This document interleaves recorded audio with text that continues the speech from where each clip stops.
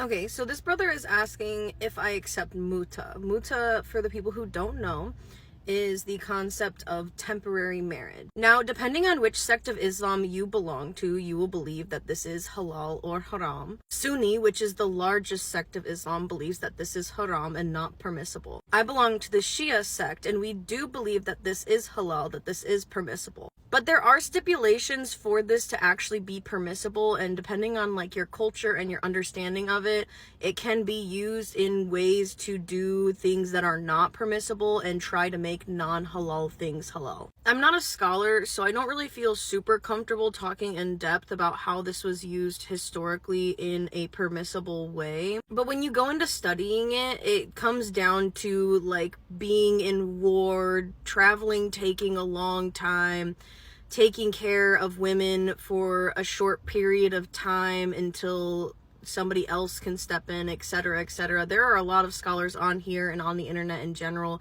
who talk in depth about how muta was used historically. But in modern times, for people who do accept muta, for Shia who do, 9 times out of 10 it is used in a haram way. For me personally, I have only learned about one way so far that I would consider a halal way to use muta marriage. The one way that I have seen it used that is actually in a halal way is during the actual engagement period for a couple who is planning their wedding. So what some Muslims will do is when they get engaged, they will do the muta marriage. So they will become temporarily married, and they will set the date for like 1 year.